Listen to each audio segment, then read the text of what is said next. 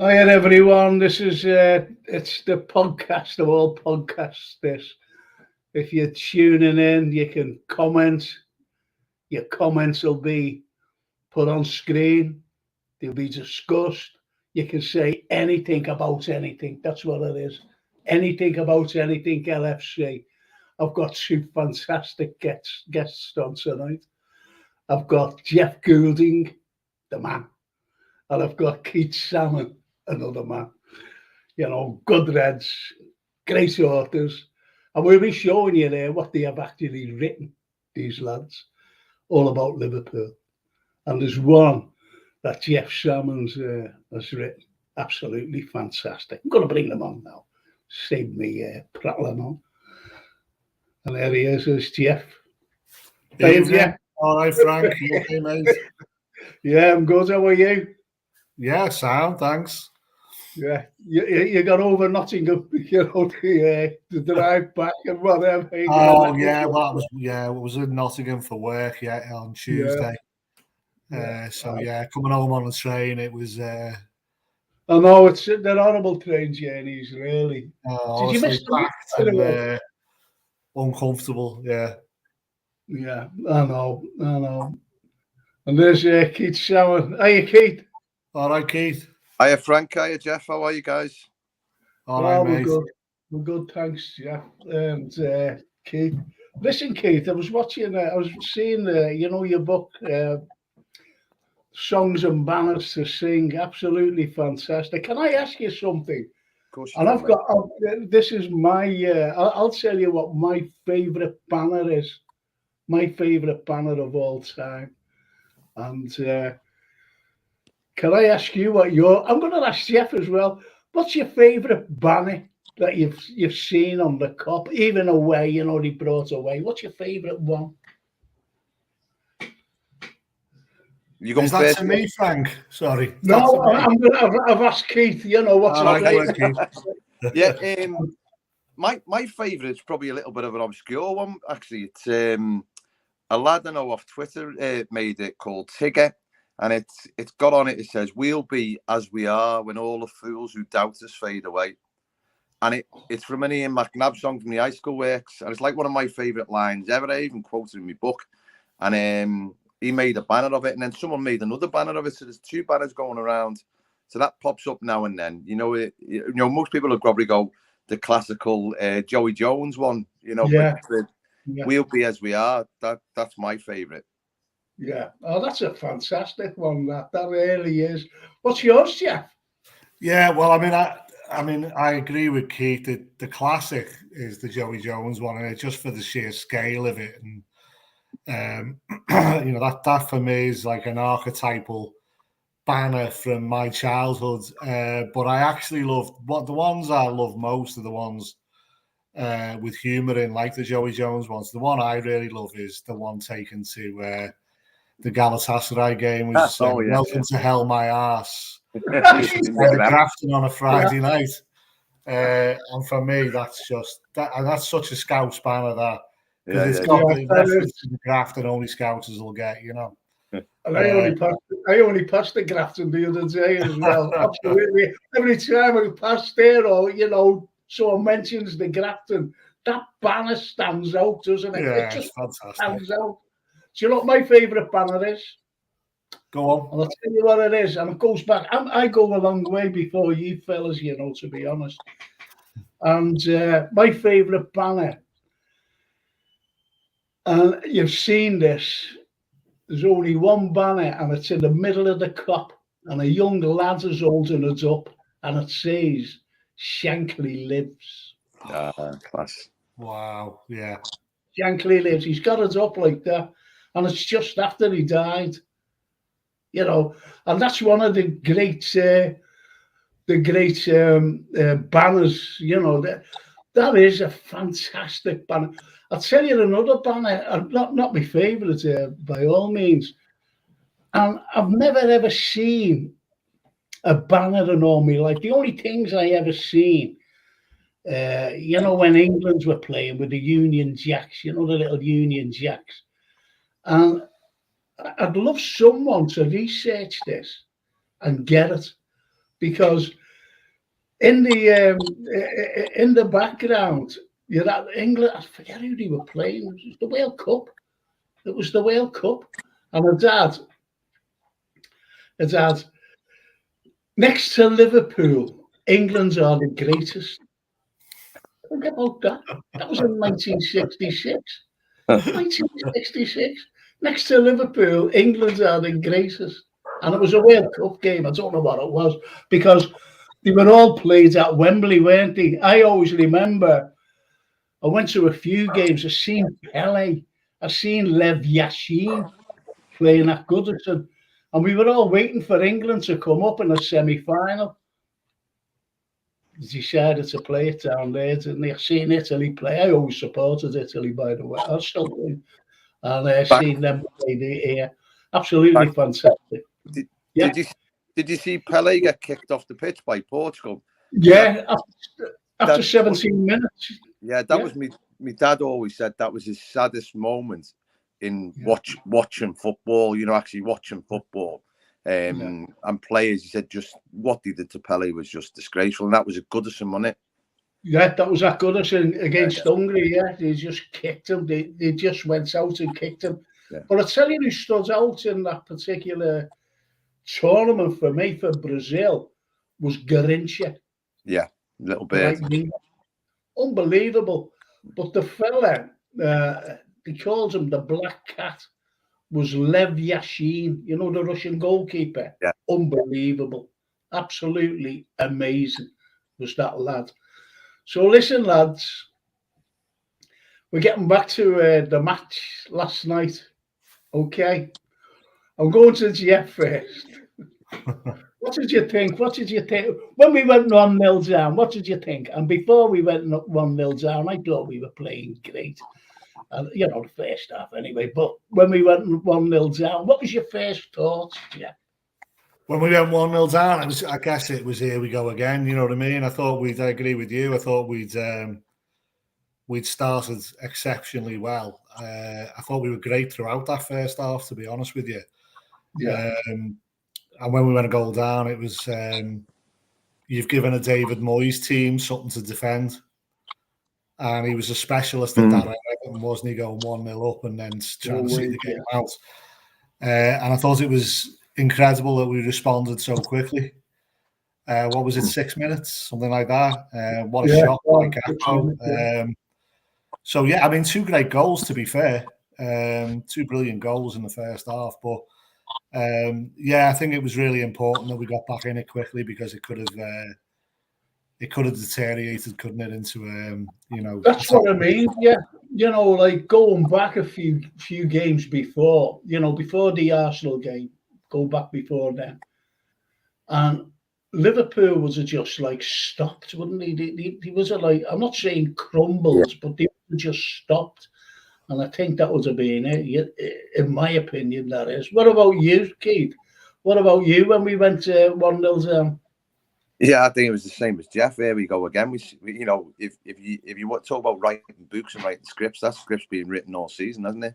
You know, like you go 1-0 down, you go, you're never coming back from this. They haven't got the wherewithal about them. But actually, since the Arsenal game, since that moment where Xhaka had a little go with Trent, he never mind turning their season around. He turned our season around, didn't he? Yeah, our season.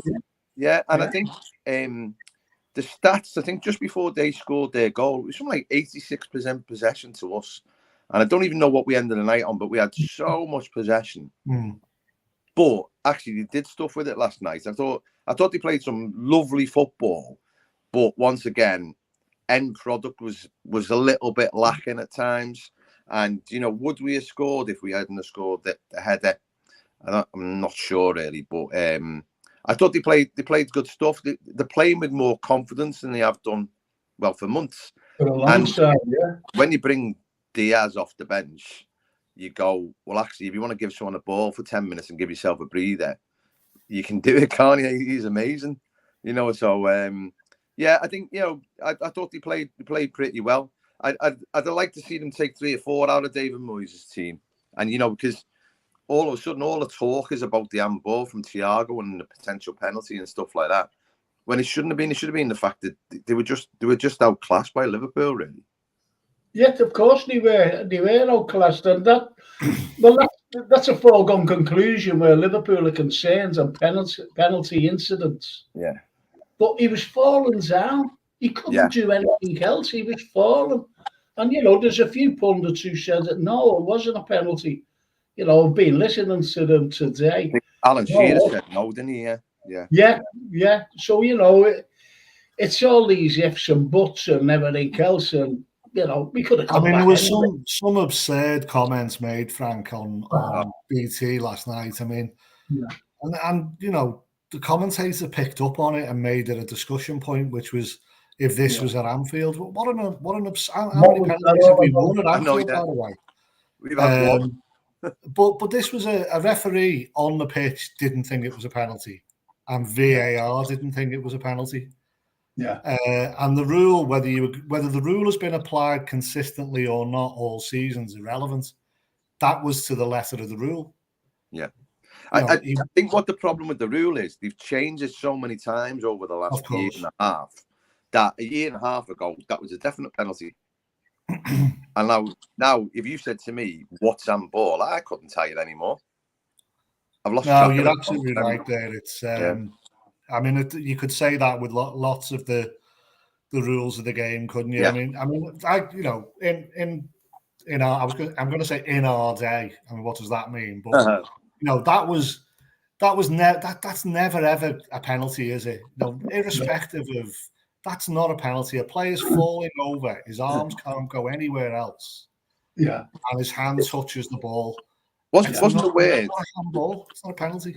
The word was deliberate handball. That's what it was. Exactly. It wasn't a deliberate handball. It wasn't at all. Do you know what I mean? And then, but then you see other ones that are given where, like, a fella goes up and it glances his arm, they give a penalty for it, and then you go, who was it the other day? Harry Maguire, I think, for United against someone last week was in a league game, and it hit his arm, and he never give it. Like that, and you just go, well, hold on, there isn't a consistency. No. So if it was against us, I'd have been screaming for a penalty, I think. So I can understand them screaming for it, but by the letter of the law, you go, it's not. It's a bit like toenails for offside, isn't it? Yeah. I think it's the toenails offside. Are diabolical, really, aren't they? I'll never forget Mane. Was it last season or the season before against Everton? I think it was. Or was it Man City? I forget who it was. And it was absolutely ridiculous. Yeah. And he was given offside. Then he was at other angles where he was onside. But, we did have a little moan about it, didn't we? We all did. We all moan about everything else. So why not moan about that? Yeah. So till the end of the season, and even next season, the season after, there's going to be lots of moaning by every fan throughout the land for their clubs about penalties, about offsides, about everything, to be honest. Okay, so listen, I'm just going to read these out if you don't mind, the viewers. And I just want to say this, if you're tuning in, please subscribe, cost nothing, cost absolutely nothing, and just press the likes on every show. If you're looking in, just press the like, subscribe, cost nothing. And if you want to comment, we'll read out your comments and I'll have to discuss there with me. And Brian Edley says, Frank, wasn't one of the first flags on the Kop a simple red and white flag that someone stole off a ship? And so the first recorded flag, that would have been one of the early ones, but a first recorded flag was actually commissioned by the club in 1922 to commemorate Liverpool winning the league title. We would call it a banner now, but they called it a flag, and it simply had LFC at the top. It had the Higson's Liver Bird, and then underneath it had First Division champions 1901, 1906, 1922 along the bottom, and it was commissioned by the club's directors. And I carried not a replica but a homage to that banner onto the Kop. last weekend. So yeah, that was the first recorded banner stroke flag at Anfield. That's fantastic. That is fantastic. So you can go back all those years. Absolutely amazing. Dennis Paparak says, was at the office, so couldn't see the match live, but watched the highlights. When I got home, tenacious effort by the lads with 2 great goals. Klopp's post-match interviews were entertaining. And Brian Headley carries on by saying, I didn't fancy it at all last night, lads. Just the way the season has gone. Our defending was awful again for both their goals. Virgil van Dijk, prime culprit, but we fully deserved it. Trent and Gakpo, brilliant. Diaz. And Soulboy France says, John Henry made it to London town last night. Shock hope he gave Jurgen more than a tenner. So, you've got this, haven't you? You've got this particular scenario where Liverpool, the moaning has stopped. So what do you think now? Do you think this train that we're on now, which started after what Keith said, the Shaka incident with Trent, do you think it's starting to move now and take momentum? And no matter where we end up at the end of the season, what do you think? What do you think, Keith? I think you need to end the season on the end, with some momentum, because we were going nowhere. All you heard was, I can't wait for the season to end.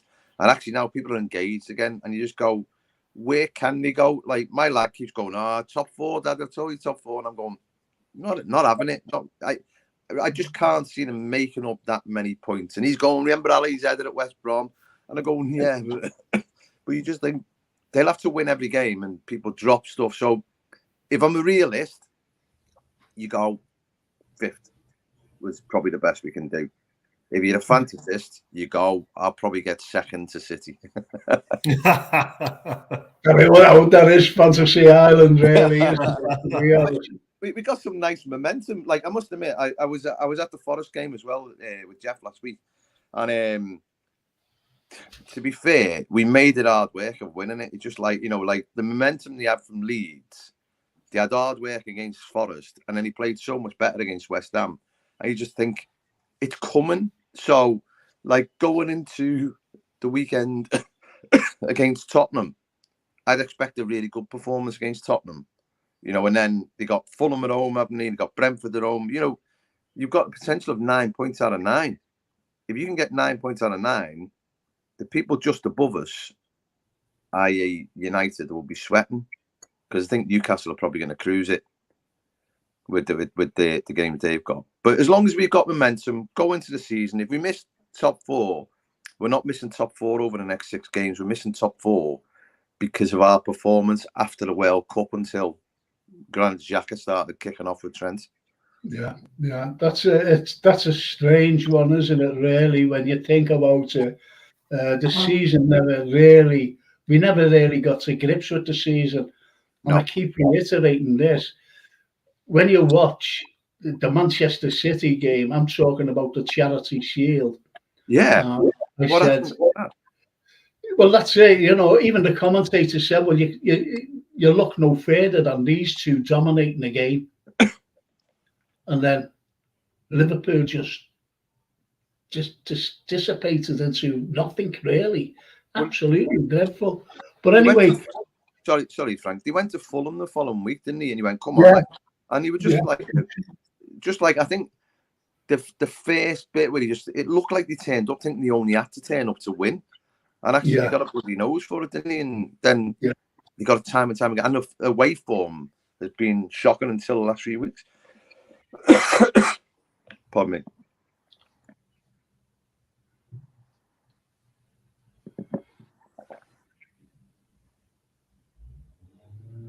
You okay? Yeah, sorry, yeah. I'd finished my point before I started coughing. Oh, I'm sorry. You thought you were going to carry on for another half an hour there. Keith's a hero tonight. He's turned up despite being sick. I'll do anything to get on the podcast. So, I what do mean, you think? Do you yeah, think I was that? going to say, I think this season kind of, I think there's a lot of people over the last few years who've almost turned football into or attempted to turn football into a science, isn't there? You know, so Yeah, seeing increasing focus on, you know, statistics and, you know, expected goals and, you know, all of this stuff. And it's all very interesting. But I think seasons like this almost prove that there's as much art as science to football. And, you know, it's as much about psychology and belief as it is about the technical side of the game. And I saw, you know, a number of press conferences Klopp was giving in recent weeks and months where you could tell he actually didn't know what was going on. no. You know, he couldn't put his finger on what the problem was. You know, he's saying things like, you know, we're asking for this intensity every week. We're asking for it. And, you know, it's not happening. And this is the same players. It's the same system. It's, you know, but it's not happening. And I think sometimes it takes a moment, doesn't it, in a season? I remember watching I didn't remember this at the time, but I remember watching a video of Joe Fagan giving an interview when they were on a bad run in 83, 84, and the commentator says, "What's going on?" And he kind of just laughs the way Joe did and says, "Well, that's the $64,000 question. I wish I knew the answer. If I knew the answer, I'd have fixed it by now." He wouldn't get away with that these days. But I think sometimes it just takes a spark, it takes a moment. And I think that moment in the Arsenal game for me, I mean, it's a little bit like Arteta kicking off last season, wasn't it? You know, and the crowd suddenly turned on. I mean, before that happens, in Block 109, where I was sat, there was fans arguing with each other, kicking off on each other. The Kop was on the verge of turning on itself, and then Xhaka does that. And he united the crowd against Arsenal, and it kind of just, and I think the players got some belief after that game, because it's no surprise to me that, you know, they were pegged back by Forest twice, but still won the game. Yeah. They went behind to West Ham, but still won the game. Yeah. They went 2-0 down to Arsenal, the league leaders, and come back and got a point. Could have won the game in the last few minutes.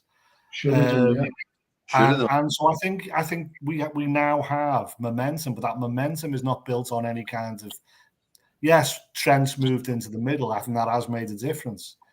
But actually, it's the belief that's engendered in the team. And, you know, and I think it's built on that as anything else. Do you reckon, Jeff, which is, you know, you made a very good point there about the coming back. I was mentioning last night to one of the lads about last season and Klopp coming out and saying about the mentality monster. And I think it's back. It's retained, and it's retained against the Arsenal game, and it's carried the momentum. It really has. Even the Forest game, you know, we went out there to win that game. We went out last night. We went out to win that game. Yeah. You know, it's like what these lads are saying here. I was worried, say, Soulboy Fran, I was worried about the matchup last night with this new system. I'm coming back to that, by the way. And I'm going to go to you, Keith. Right after this comment, I'm going to go to you. With this new system. But thought he was good. Looks like Klopp going to stick with this going into next season. Keith, the likes of Trent Arnold, right?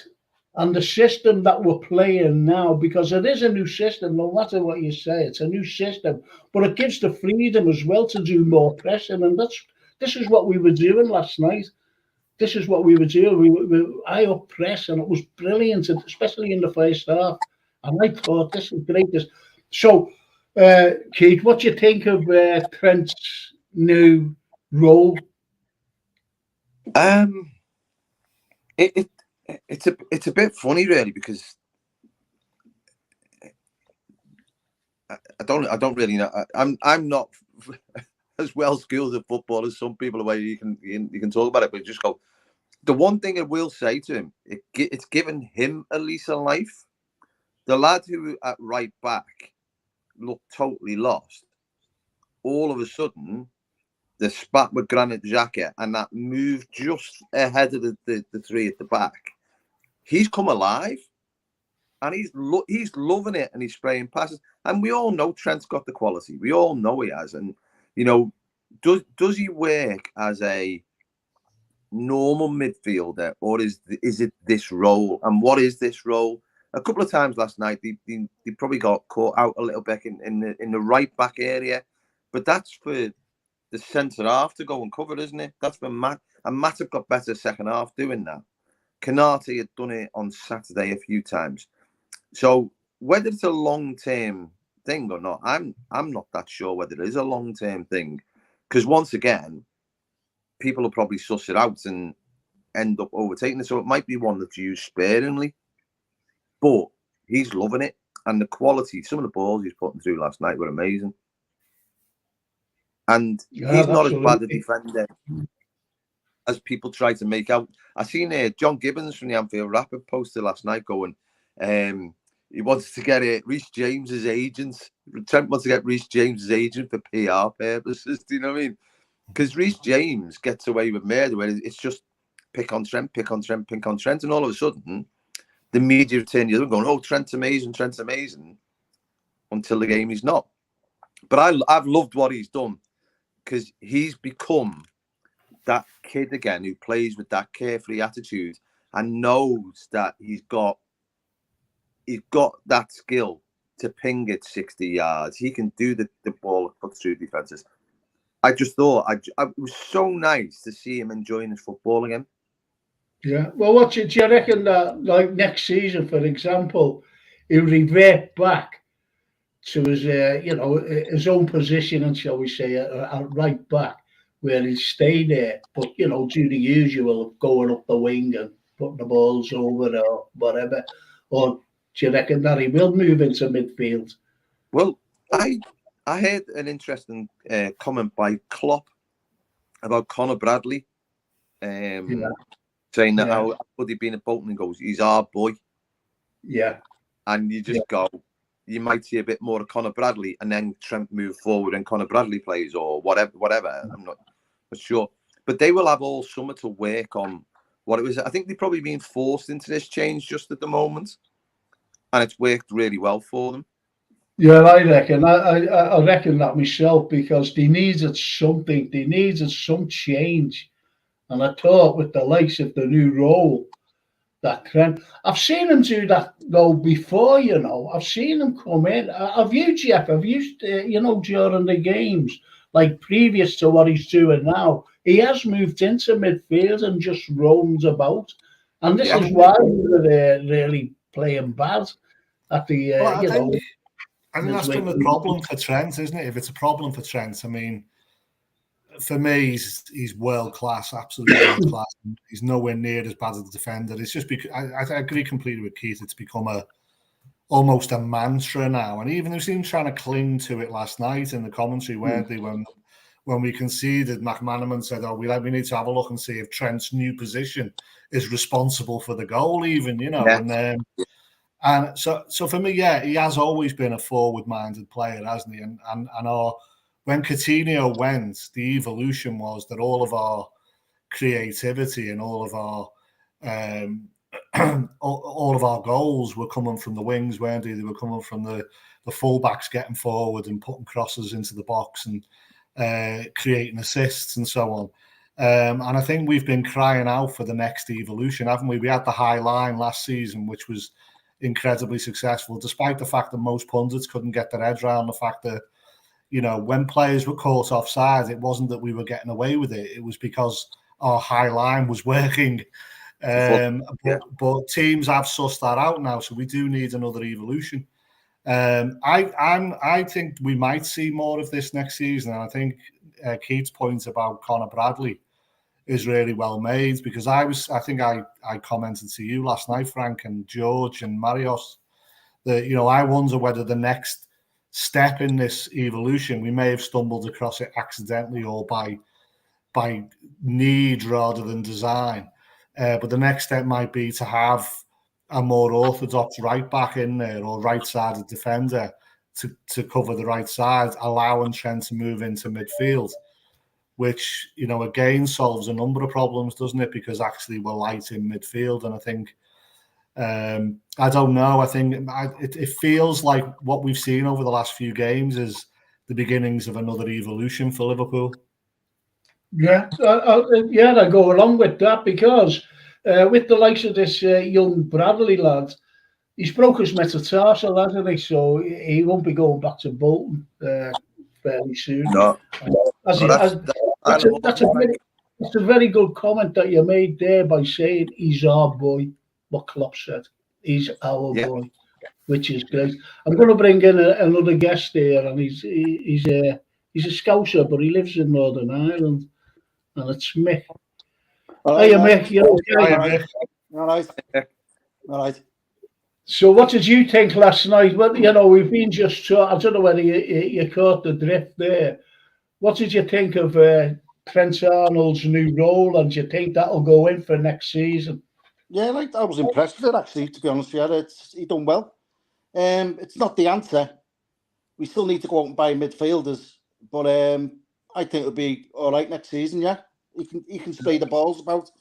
I was quite happy with it, and I thought Matip had a brilliant game last night. Brilliant header. Well, that's strange. You might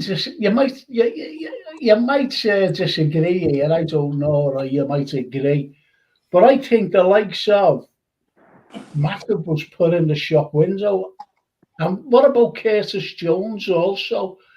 Do you think that he's playing in the shop window, or do you think that he's being picked on merit? What do you think? I think he needs to be loaned out, to be honest with you, next season, because I think he spends too much time on the ball. Instead of releasing it quick, he takes that extra yard, and the plays broke up then. So I'd give him another chance. I'd loan him out next season and bring him back, see how he is. Because I still think he's a decent player. Okay. What do you think, Jeff? Do you think that he's in the shop window, or he's there on merit?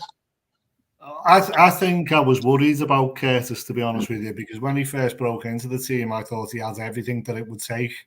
He's got the attitude, the kind of cockiness, he had the ability. He's young, he's local, he's passionate. And he kind of gone off the boil, and been out the team. And there's hints that, Klopp wasn't happy with him in training and things like that. But, is he in the shop window? Well, he's played how many? 7 games now, is he? He's played 7 games, something like that, on the bounce. Must be the longest run in the team he's had. And Klopp made an interesting comment the other day when he said counter-pressing is the ticket to get into the team. And I think what he's trying to do is send a message to players, including Núñez, who doesn't seem to be starting games, does he? That actually, what you've got to do is you've got to counter-press. We want the counter-press back. We want the mentality back. And I agree with Mick's point about one of Curtis's deficiencies has been sort of spending too much time, not releasing the ball quickly. But what he has done really well when he's been in the team is the counter-pressing side of it. And I've been very impressed with him. So I hope he doesn't go back out on loan, although I can see why Mick's saying that. I hope this is the start of something because, I just had that feeling about him when he broke into the team that he could go on and be something special. But he's lost in recent months, I think a lot of us did, Jeff. It's a good point. What about you, Keith? Do you think that he's being put in? This is Curtis Jones. Do you think that he's being put in the shop window, or he's there on merit and he's there to stay with us? What do you think? I don't think Klopp would put him in just to be in the window. I don't think Klopp's that sort of fella, really. I think he's in there on merit at the moment, and actually because I think Klopp sees something in him, and it's back to Mick's point. He is a lad who out of everyone needed a loan. He needed that loan 2 years ago. Probably when COVID happened, unfortunately. He could have done with a year's loan. Like, Harvey Elliott went to Blackburn and come back a man sort of thing. And it was like, Conor Bradley's got one at Bolton, and all of a sudden he struggled because he didn't get the loan. If you watch him play for England under 21s, he's like head and shoulders often above everybody else. He's class, and he's got a defined role, and he's a good player. But in our team, as Mick quite rightly points out, he holds onto the ball a little bit too long, just that little bit. It's decision making. But I did read an article about his injury. You know, he's just come back from injury, and his injury was horrendous. Do you know anything? They're still managing his time, allegedly. But it's a bit odd that he's playing all these games after there was the thing where he can only train or play for 4 days at a time. So if the game falls in a bit of 4 days where he can't usually train, he wouldn't play. But he played. Did he play 90 minutes on Saturday against Forest? And he played 90 minutes last night. Or nearly, I think he came off last night, didn't he? But I'm not sure. Towards the end, wasn't it? Yeah. On Saturday against Forest, I thought he offered nothing first half. Him or Jota offered nothing first half. But second half, with just a little tweak, he got at it a bit more. He carried the ball better. He released it a little bit quicker. And Liverpool looked better for it. So I think Klopp sees something in him. And he likes that cockiness. And he probably sees a little bit of Trent in him. Do you know what I mean? Where, you know, he carries the swagger. The thing with Curtis is he just hasn't delivered the swagger, which Trent did. So it's an unfair comparison sometimes. But I think you probably still see him here this time next year. I don't think he'll get the longest. I think body's in the middle, where he could probably be more valuable to us next year if he gets a really good pre-season under his belt and his injury is gone. It's just whether his injury is gone. Well, Steve Evans says Curtis hasn't improved since he first burst onto the scene, if we're being honest. Yeah. And you mentioned that, you know, Jeff mentioned that before. So obviously he agrees with what Jeff said. And, you know, like Steve Evans is a very honest Red. He's a very honest Red, and he says it as it is. Well, everyone says it as it is, to be honest, all the lads on here. And it's what Brian Edley, he's using his granddaughter's thing there, by the way. His name's not Kayla. Curtis is far better on the ball than Jota. All day long. Yes, Jota gets goals, but is sloppy on the ball. Yeah. What did you think of Jota last night? It was a strange one with him. He should have scored. I think there's chances as header. You know, certainly as header, because he only had to head it in, you know, that way, and it would have gone in. And it's the shot as well. And the way he's been playing in the last couple of games and scoring 4 goals, they were easier than the goals that he scored previously. What do you think? I think it's sort of symptomatic of a player coming back from a very long injury. Yeah, and a very serious injury. You get that kind of, you get that inconsistency, don't you? So, you know, he's playing on. I mean, I agree with Keith, against Forest in the first half, he was terrible, wasn't he? Yeah. And then had a great second half and scored 2 goals. And I think he was playing on fumes after that, wasn't he? But, you know, adrenaline. Yeah. But it looks like I think Klopp took him off early in the second half, and I think that's what he needs, to get him off. Yeah. Give him a break and then let him go again next time. I mean, he's quality in my view. Yeah, I mean, he may not be, you know, as great on the ball as. I mean, I thought Salah was wasteful on the ball last night. His passing went astray. One of those. But these players will do that in a game, and then they'll score they'll score something absolutely magical. You know. Yeah, well, and this is the all of the points, isn't it? You know, there's some players that have been playing great, and others, as you just said, Jeff, you know, could be play like Torres. I always remember Torres. We went up to Middlesbrough, and he done nothing right through the game. He done absolutely zilch. Do you know what game I'm sure? And he's all of a sudden he just got the ball turned and ball get it. And he's got, they're the type of players that needs to be in the team. The type of player that likes the Mo Salah is, because you must know, you must have seen the Mo Salah. He's our leading goal scorer. 27 goals in all competitions he scores, and he said, "Get it. Who's going to score? Who's going to score otherwise?" And these are the type of comments that we have to endure. And you know, these are the Liverpool fans would be happy to sell him to get Bellingham. But this is the thing where it's the medium we live in now, and it's the social media world. I tell a story about, I used to go in there. Do you know the Abbey pub near Goodison, just across the park from Anfield? Yeah. I grew up in the snug with my dad and my two uncles. And basically my uncle was the first troll, because he'd sit there and he'd be having his pint and he'd wink at me and he goes, "Watch this, lad." And he goes, Dalglish was shit today. And the other two would go mental, and he'd just sit back and quaff his pint, like, do you know what I mean? And this is what you're doing. You don't know who's saying, and then all of a sudden people go, "Oh yeah, this so-and-so said that he's crap, so he must be crap." And it's just like, trust the people that you respect. I've met loads of people off Twitter, and they're all boss-like, do you know what I mean? They're all great. You said it before, Frank, there's loads of good Reds on here.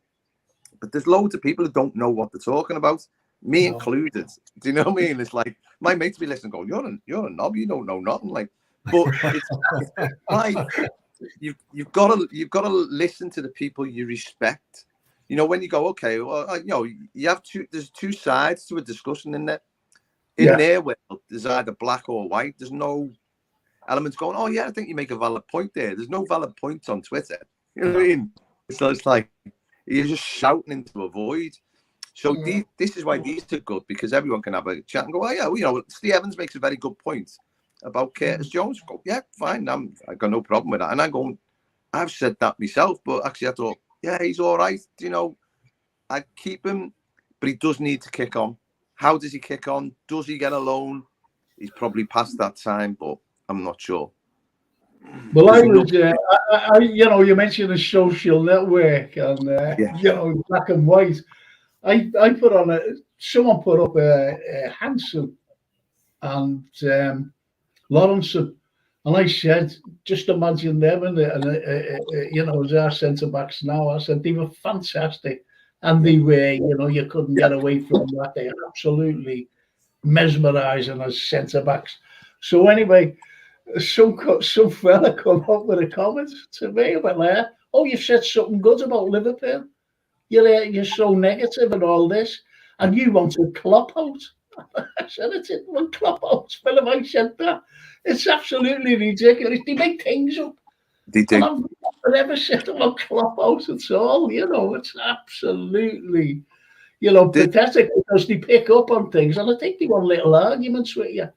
Like the fellas fell out with me over Milner and Henderson. He hasn't spoken to me for about 2 months now, because we couldn't agree on Milner and Henderson. I don't like them.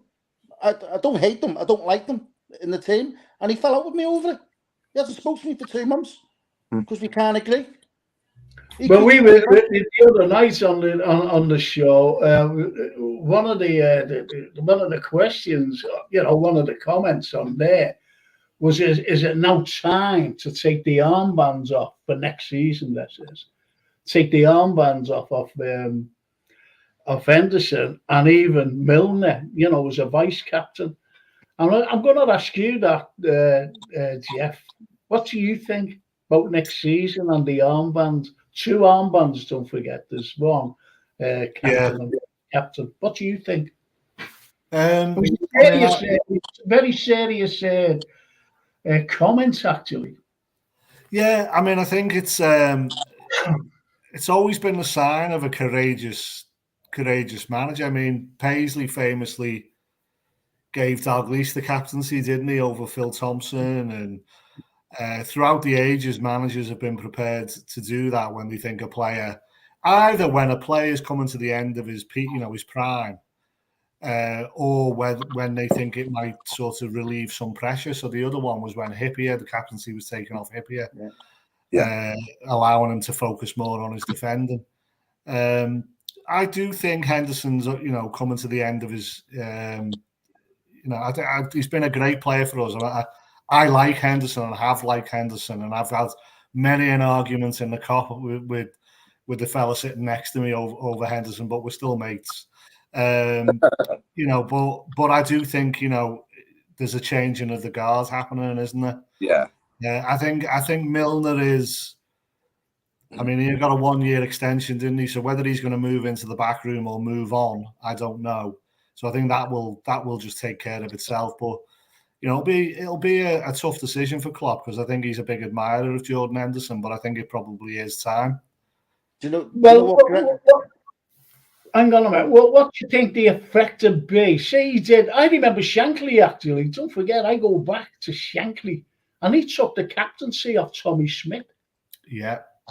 And Tommy Smith, even then, was a hard man. And he was arguing. He said, I'll sell you to I think Stoke went in for him. And he said, I'll sell you to Stoke if you don't behave yourself. Anyway, so he took the captaincy off him. So what do you think? And it went mad, actually. He went mad. And Tommy took us out on the pitch. The frustration of the captaincy going from him, he took us out on the pitch. Well, but yes, he was still a hard man, he was the Anfield Iron. And he did go out and take us out more ferocious on the pitch. So what do you think if he did take it? I'll go to Keith on this.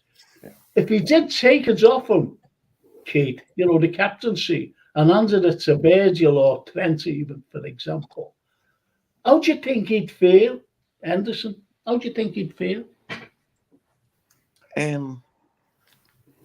I think he'd take one for the team, to be fair, because just he's that sort of fella. It's about the unit more than the individual. I think you see everything he does in his life.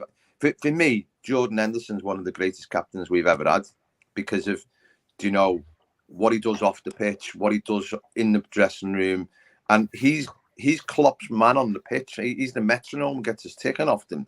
He doesn't have to have a good game to get something out of them.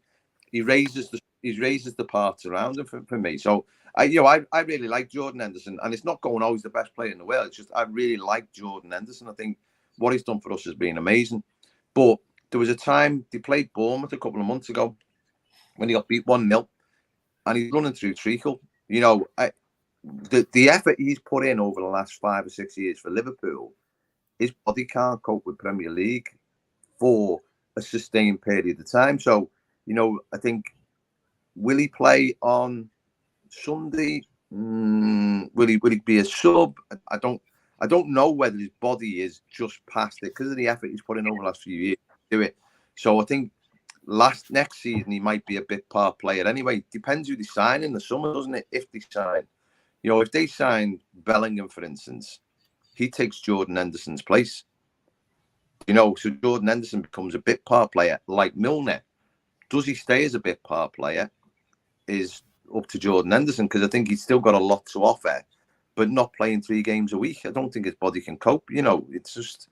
I find it hard enough to watch 3 games a week, never mind playing them. So for me, I think Jordan Henderson. I know people who hate Henderson. Absolutely, one lad, the Henderson Haters Club, he used to call it HHC, and he probably got that thrown right back in his face when we won the Champions League. But it's like he could never, because he wasn't Steven Gerrard, because he's not Steven Gerrard. But I think you need to look at him as a fella, what he's done on the pitch and what he's got out of the people around him. He's the captain on that pitch. This is his last year for me. Yeah. Well, I'll go to Mick on that. What do you think? Do you think that the captaincy, or not just taken off him, but how do you think it would affect Jordan Henderson if it was taken off him, Mick? I don't think it'll affect him. I think he's a big man. He'll take it. I think he'll take it because you've got to change your captain now. I was thinking of Trent Arnold, vice captain, and Virgil van Dijk as the captain. Because there's one thing that grinds me is the armband getting passed around like a hot potato when there's substitutions. Like Virgil van Dijk was the captain last night. They come on, he should have kept that armband in my eyes. Yeah. None of this passing it round. Yeah. He's the captain. He should have stayed captain. Yeah. I don't agree with all that getting passed about. Well, that's a gripe with me, and it's always has been, taking the armbands off, and even when Virgil was captain, and I at the very first time he started the game, and both Milner and Henderson never started, and he had the captain's armbands on. Anyway, I think I don't know. One of them come on, and the armband came off. Then the other one came on, and he went off. And 3 times it changed that night. And I think four times one game. What's the problem? Why don't we just keep it on? Whoever starts as captain on the night should stay captain. Yeah. I think it's you don't absolutely need a armband to be a captain. No. Do you? No, not you don't at need all. an armband. No. You are a captain. You know what I mean? You act like one, yeah. I'm just going to. It's not advertisement. Michael Dean doesn't know I do this, you know. Michael Dean doesn't know I do this, by the way. I'm just going to show a couple of things, if you don't mind, lads. Not putting them up. I've more made up for you and put them up, mate. Anyways, all my gear. And if you're going to the game on Sunday, go down to at Scarf and Badge. They're absolutely brilliant. Michael Dean and his lovely wife, Michelle. And just go in there. You've got all top quality gear there, all top quality stuff, all Liverpool gear. Like I've got this one here. I was in a documentary. Not so long ago, actually, and someone mentioned, he said, "God, Bram, you had that shirt on. I've seen you with, this one. I've seen you on your podcast." And even on your ordinary shows, he said, so go down at Scarf and Badge. Absolutely wonderful people, great fella, great wife of his as well, Michelle. And they look after you, they really will. And all at reasonable prices, by the way. And if you look at this, the social one, and this is by Marios Manzos. I hope I pronounced that right. Marios Manzos, the social one. And it's absolutely stunning. It really is. It's absolutely brilliant. And I've got a copy myself, look. Hey, I've got a copy. I got it as a present. Not a Marios. It was actually bought for me, which is lovely, really. So, these are all books about Liverpool, and the good reads. If you're going away this year on holiday, look at these ones. Look at these ones by a fella named. He's prolific. Whoever wrote all them, he's prolific. I've heard he's all right, Tim. I had a pint with him. Charles Dickens, the Charles Dickens of LFC.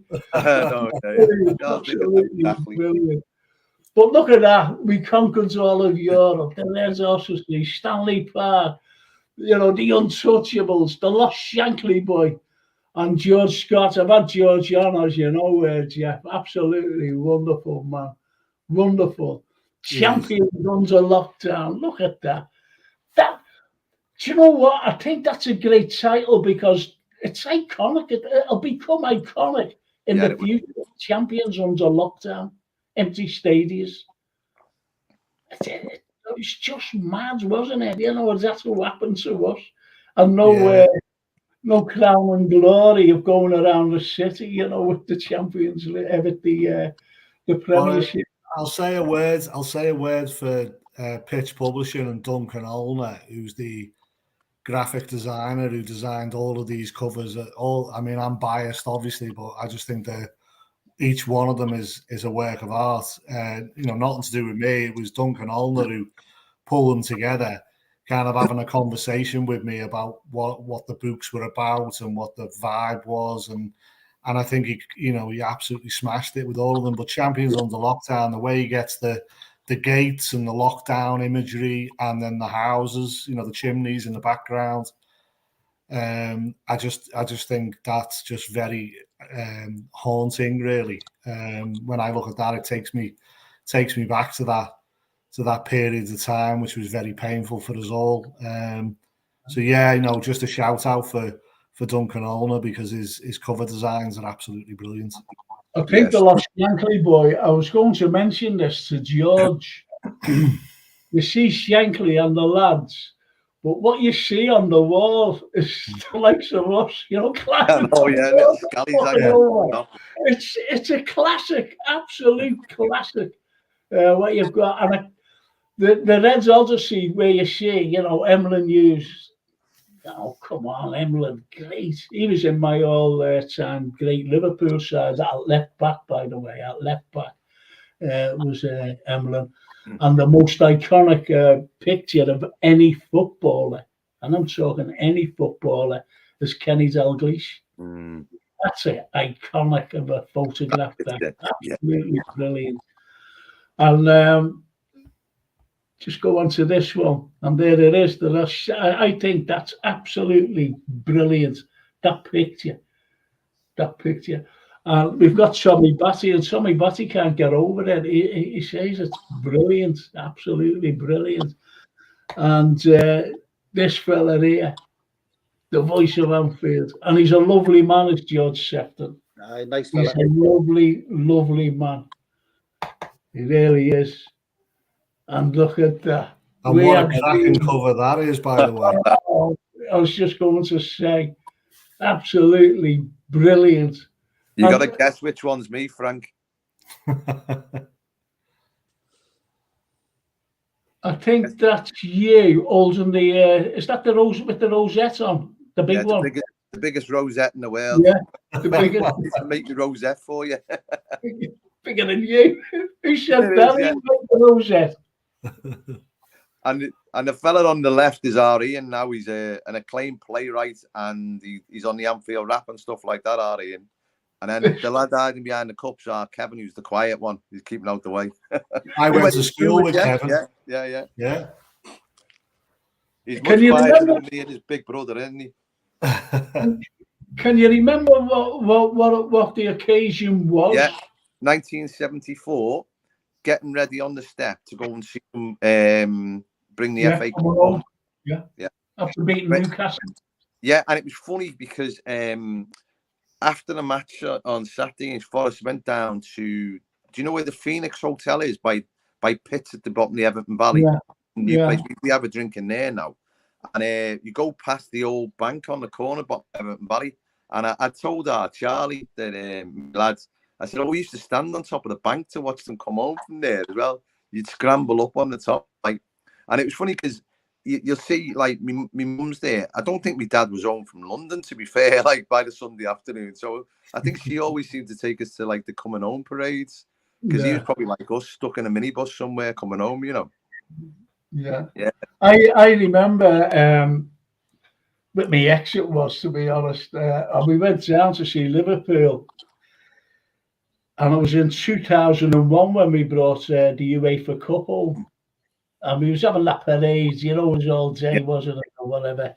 And anyway, I was standing by the taxi club, in Anfield. Yeah. Down there, Walton Lane. I was standing there, and this car came down, right? Two young fellas got out, opened every door, the 4 doors, and I had the Zen cards playing. just looked at them. That was great. Absolutely brilliant, Dad. It's just nice, it's just nice that, those books. And if you're ever going away, on holiday, they're the books to buy. They are, if you're a Red, and it'll be great. It's better than reading all these John Grishams and things like that. I bring poetry. Believe it or not, I bring poetry when I'm going away. But I've been looking at these, and I'm going to get some of them. I'm telling you now. But anyway, lads, you've got the likes of this Saturday. Is it Saturday we're playing or Sunday? Sunday, is it? 4 o'clock. I think it's on Sky, isn't it? Sunday. Because we get mixed up nowadays, don't we? Monday, Saturday, Sunday. There's never any respite with all these days. But anyway, I'm going to you, Jeff, Sunday. What kind of team would you like to see out playing? This kind of day fit. Where's Conate fit now? So yeah, I don't want to see an awful lot of change actually, because I think when you're kind of in a good run, I think you need to, stick with as many of the players as you possibly can, and it'll obviously a lot of it will depend on what the medical room have got to say and whether players are in the red zone and all this stuff. I think taking Jota off after half time means Jota might not start on Sunday. I'd like to see Nunes given a run out, but Gakpo, just keep him in the team. Salah, as we said before, he can be anonymous for periods of the game, but then produce moments of absolute genius. I think they've all earned a run of games, and I wouldn't change an awful lot. I don't see Matip starting, so the two changes would probably be Jota out for Nunes and Matip out and Konate back in if it was left to me. do you think, Jeff? You mentioned Gakpo there. He's a must to be kept in.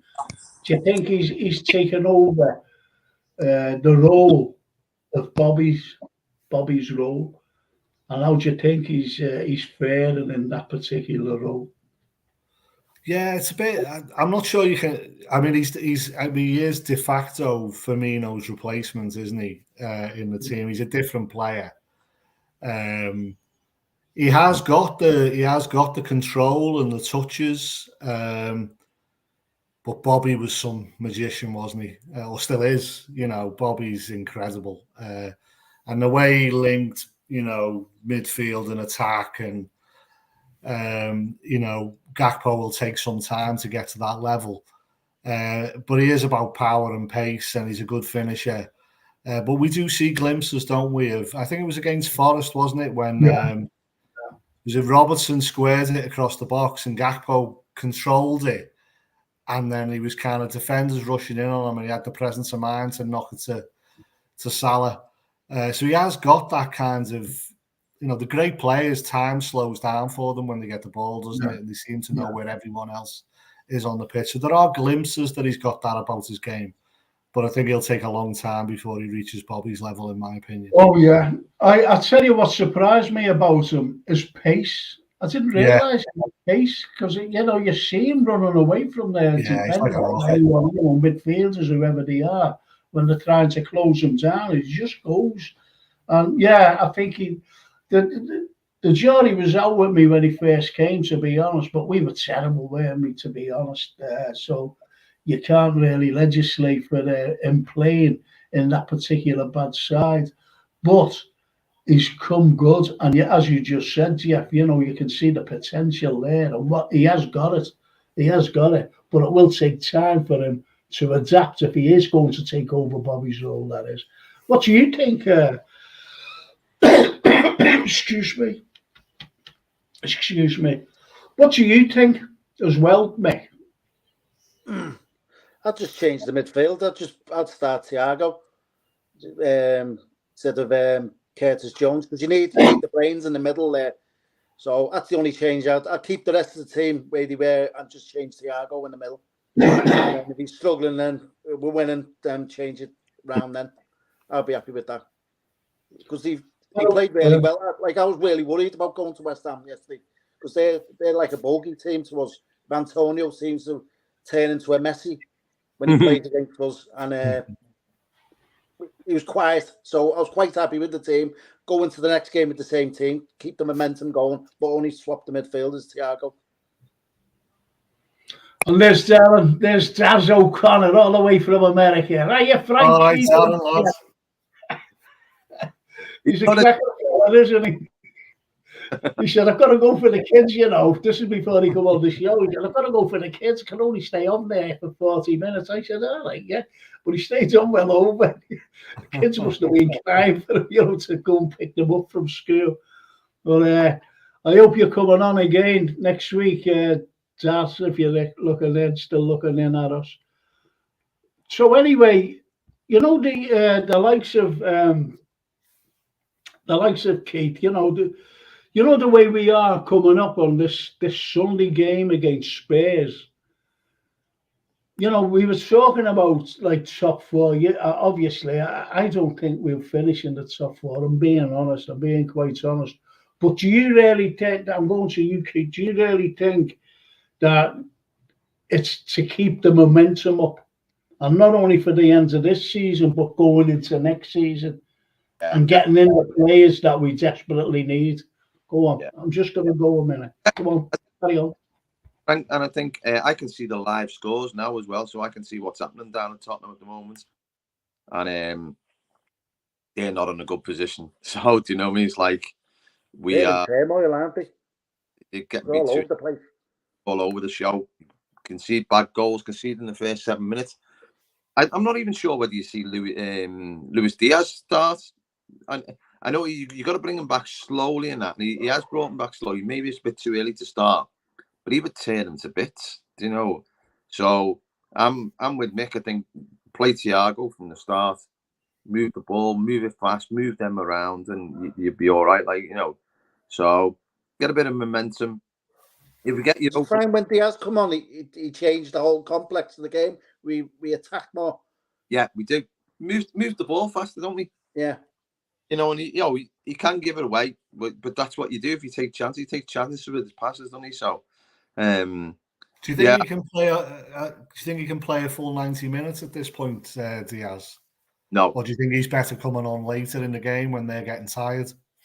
It could be you give him an hour. Like what's he had the last two games? 20 minutes, yeah, 25 minutes, I think. Something like that, yeah. It's a big stretch to go to 90, isn't it? Yeah. So maybe it's like the next time he gets half an hour, come on 60. But I'd save him for next season, mate. I'd just keep bringing him on after 20 minutes. Save him for next season. Yeah, because let him have a good rest. Brought back people too quickly because we had to. Well, you don't have to. So get him in, get his legs in good shape, give him his summer off, and then good pre-seasons from them all.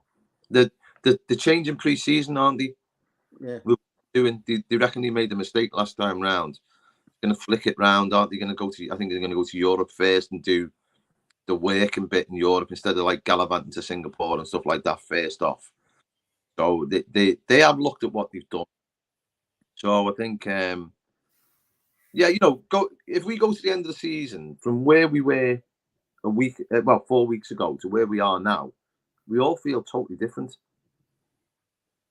We want a bit of passion. I think Trent Arnold should have a total rest this summer because I think he's been burnt out, and a few players have been burnt out in that team, and they need the total rest. Like come that World Cup fiasco there, a World Cup in the middle of a season. I don't agree with that. That was just total fiasco. That, yeah, you know what I mean. But I think he needs a good rest, Trent, and we'll see. I think we'll see the new Trent in the midfield next season. To be being honest with you, I think, you know, we could dissect what went wrong this season forever, couldn't we? But I think the fact that we played every minute of every game possible last season, I think both physically and emotionally, the end of that season has ripped the back out the team. I think it wasn't good, though, was it? Sorry, Mick, what we was were that? relying on Milner and Milner. We didn't have a good bench, really. No, yeah, and you were running on empty towards it the last 5-6 games. They but they would go behind all the time. When even Wolves on last day, they had the mentality to win. How many times we had to drag ourselves behind? Because you could see them; they were knackered. Do you know they were? Yeah. And like this season, after Paris, I struggled a lot after Paris about, do you want to do this again? Do you want to put yourself emotionally through all that stuff again? I really did struggle with it. And I know a lot of people did. And as fans, we were like down and tired. It took us a lot to get going. And imagine playing every minute of every game that you could play. And then you just miss out on the Premier League by millimetres. And then you miss out on the Champions League after, from all accounts, we are by far the better team. We were the better team. By in a daze, to be honest. But he come up against Courtois in the form of his life and all that stuff. Imagine being those players and then you have a very short window in the summer where you may go away with your family or you may not, and then all of a sudden they're going, right, you got to go again, and then you got a World Cup and you got to go again, and you just think, hold on, give it a year. And I think a lot of the lads I've gone to Man, they're all of a sudden now they're starting to fall back in love with it. So it's took up. So maybe the players. Do you know what? You've nailed it there, Keith. I started the season, much of this season, it's been a chore. It has, for the first time in a long time, you're going out of loyalty rather than that. You get up in the morning on match day and you've got the butterflies and you can't wait to get there. And it hasn't been like that for so long after last season. And just the last few games, you started to feel that, and obviously it's come too late for the season, but hopefully, I believe, I agree with you. I think that if we're like that, the players will be like that to some degree as well. And hopefully they're feeling that, that old feeling coming back again. And if we can keep the momentum going, it bodes well for next season. Do you agree, lads? We had a run where we went. It was 18 games where we fell behind first goal. Yeah. Now, you fall behind, go behind in the first goal. You're using that extra energy to try and catch up and get that goal back. Yeah. You know what I mean? So I think that's where we've gone wrong. That we're conceding too many goals, daft goals, and we put ourselves under pressure where we're chasing the game all the time. And that was playing on the players' minds as well. As Stephen Snape says, for me, Gapco, I want you to talk about this. I think this is a cracker, actually. For me, Gapco could potentially be a Coutinho-type player. Good dribbler, between the lines, cuts inside and scores from outside the box. If Klopp works on Cody's pressing game, he too could evolve. What do you think about that? Yeah, I'll go with that. I think it's going to be very interesting, isn't it, to see, what the next evolution is in sort of Klopp's team and how these players fit in. And I think he's got he could play that role, and he could go on to be that type of player. It's whether that's how Klopp sees the team, with a player like Coutinho playing behind a front three or a front two. I'm not sure, but he's definitely got the potential. I agree with that. But what about also what we've got to bring into mind as well is the players that he's going to bring in, because he definitely needs minimum. I don't think he'll get them, like minimum of 3 midfielders. I think he'll bring 2 in. He has to bring 2 in. He has to bring, no matter what, and they have to be top quality. To be honest, they've got to hit the ground running, in my opinion, and that's why I go for Declan Rice or someone like them, already Premiership proven. I don't know what you think, but he's got to bring in at least 2 midfielders, and this is where people have to adapt and evolve. The likes of Gakpo, for example, where would he play and be in front of them? I just don't know. Okay. I've said it before. I said it's not going to take one window in the summer to sort the problems out in the midfield. It's going to take the summer window and another 2 windows after that to get the players who we want in that team to progress. I'll be happy with 2 players in the summer. And I don't think we'll get Jude Bellingham. I don't know. I'd like to think we'll get him. I don't think we'll get him with these. No, I've got no chance. No chance. Because, they're coming out saying, isn't it? Aren't they saying it's another year? It's another year. Could be as old as me by the time we get him, to be honest. I mean, the thing about your 2 midfielders, though, Frank, sorry, is whoever we buy, whoever we go for, they're going to be 80 to 100 million pounds, aren't they? Yeah. If Liverpool go for a Premier League player, that club's going to know Liverpool desperately need a midfielder, and they're going to want a premium for them. So we're looking at £200 million potentially if you're bringing in 2 midfielders. And I don't think midfield is the only area we need to strengthen. We talked about no. right back. No. Yeah. I think central defence as well. I think, is Matip going to be, a regular starter next season? Gomez is going to go. Right back position, I think there's an issue there. So if the club's going to spend 200 million in midfield and it needs to strengthen centre back and full-back position, it's going to be a challenge, isn't it? Definitely needs a centre back. Definitely. Because no matter how you look at Konate, he gets injured quite a lot. Yeah, does. He really does. Picks up little niddles here and there, here and there. The thing is, though, if we do, we have to have at least 2 top-class midfielders. But as you said, Jeff, it's going to cost a hell of a lot of money. It really is. And there's like Jason Mount, for example. I don't know whether you think he's good enough. I just don't know. Because the fan base is so diverse on this Mount. People are saying, yeah, he'd be great under Klopp. And no, he's not good enough for Liverpool. And you wonder, and Barella. Now, I watch Serie A. I actually follow Napoli and Inter. I actually follow them. And the likes of Barella, I don't think it suits us. I really don't.